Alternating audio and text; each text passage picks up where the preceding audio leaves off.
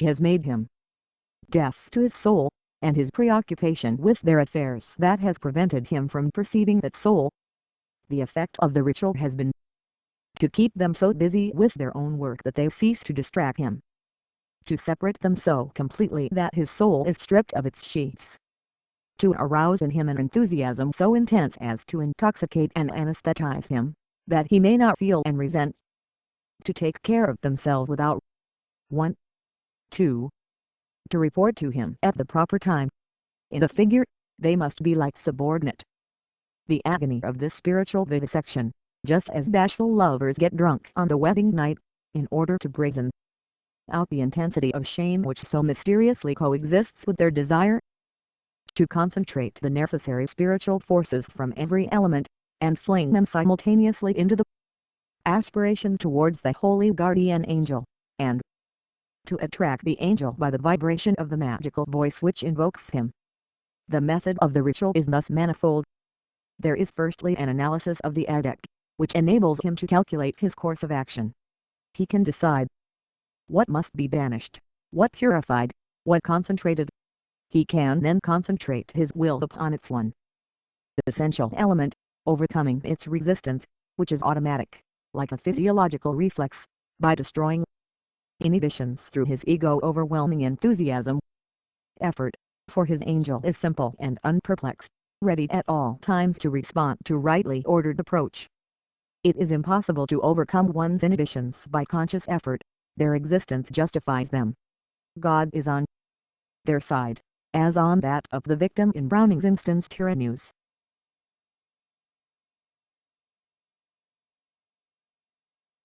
A man cannot compel himself to love, however much he may want to, on various rational grounds. But on the other hand, when the true impulse comes, it overwhelms all its critics. They are powerless either to make or break the genius. It can only testify to the fact that it has met its master.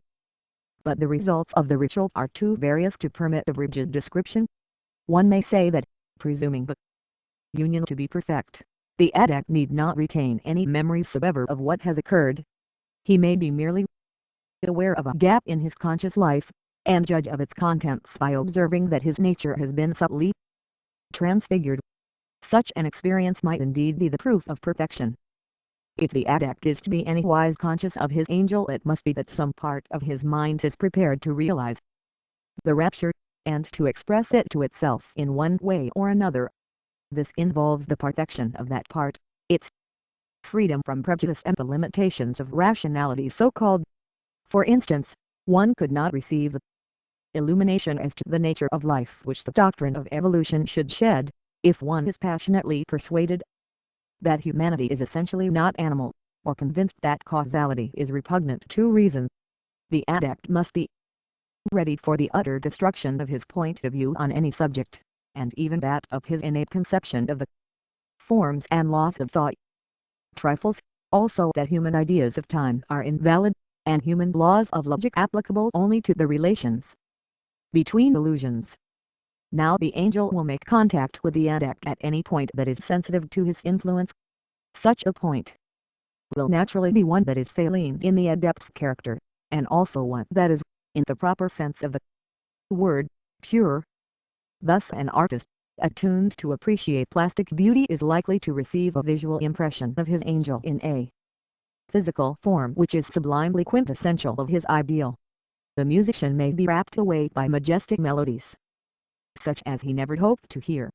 A philosopher may attain apprehension of tremendous truths, the solution of problems that had baffled him all his life. Conformably with this doctrine, we read of illuminations experienced by simple-minded men, such as a workman who saw God and likened him to a quantity of little pears. Again, we know that ecstasy, impinging upon unbalanced minds, inflames the idlest idea, and produces fanatical faith fierce even to frenzy, with intolerance and insanely disordered energy which is yet so powerful as to affect the destinies of the other half of the work needs no such complex 1, 2. Thus he may find that his angel consider his business for his love to be absurd. 3. Empires, but the phenomena of the knowledge and conversation of the holy guardian angel are a side issue. The essence of the union is the intimacy. Their intimacy, or rather identity, is independent of all partial forms of expression. At its best it is therefore as inarticulate as love. The intensity of the consummation will more probably compel a sob or a cry, some natural physical gesture of animal sympathy with the spiritual spasm. This is to be criticized as incomplete self-control. Silence is nobler.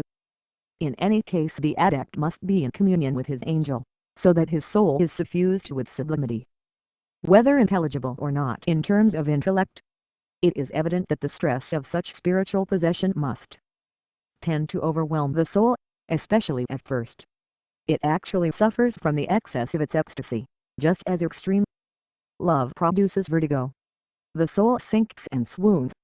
Such weakness is fatal alike to its enjoyment and its apprehension. Be strong, then canst thou bear more rapture, saith the Book of the Law. The adept must therefore play the man, arousing himself to harden his soul. To this end, I, the beast, have made trial and proof of diverse devices. Of these the most potent is to set the body to strive with the soul.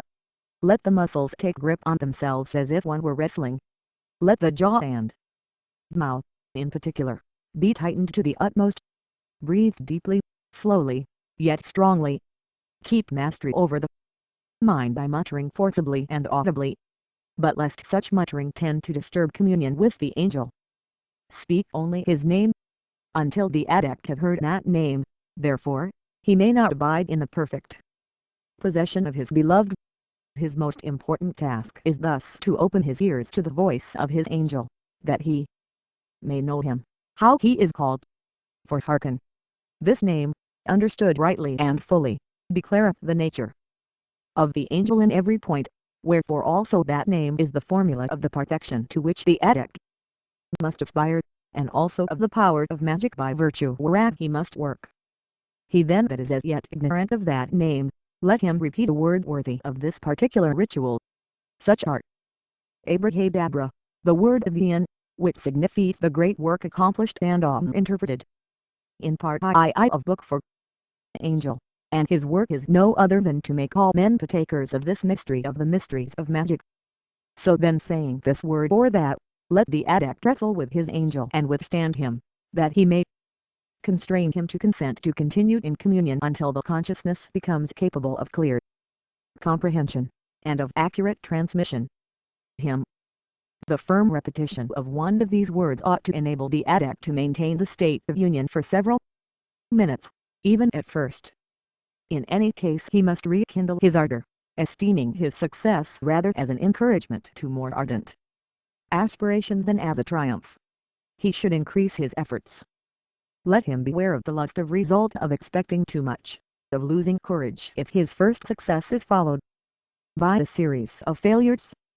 For success makes success seem so incredible that one is apt to create an inhibition fatal to subsequent attempts. One fears to fail, the fear intrudes upon the concentration and so fulfills its own prophecy. We know how to much pleasure in a love affair makes one afraid to disgrace oneself on the next few occasions. Indeed, until familiarity has accustomed one to the idea that one's lover has never supposed one to be more than human.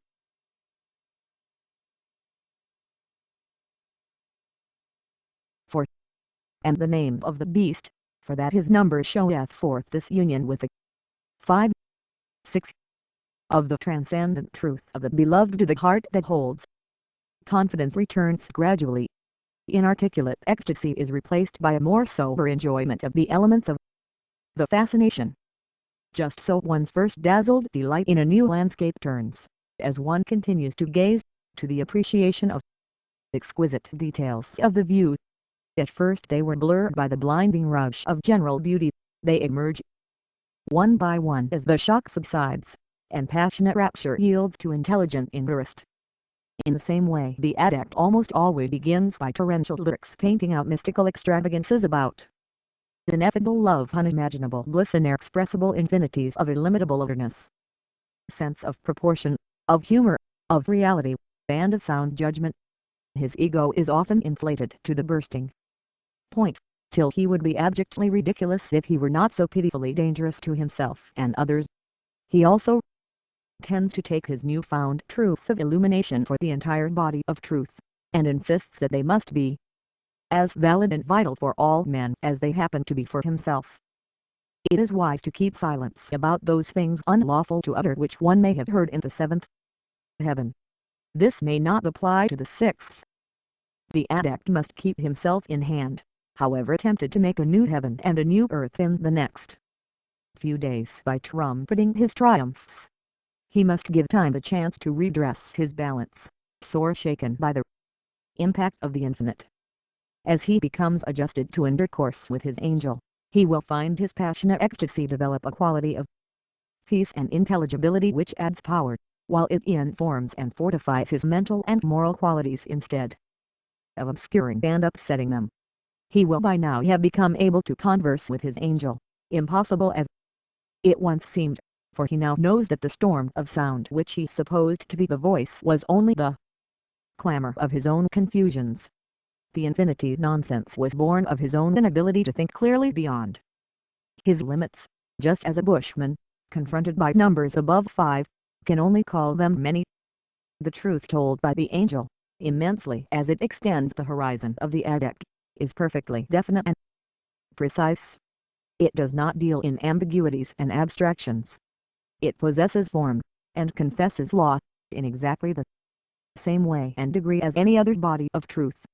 It is to the truth of the material and intellectual spheres of man very much what the mathematics of philosophy with its infinite series and Cantorian continuity is to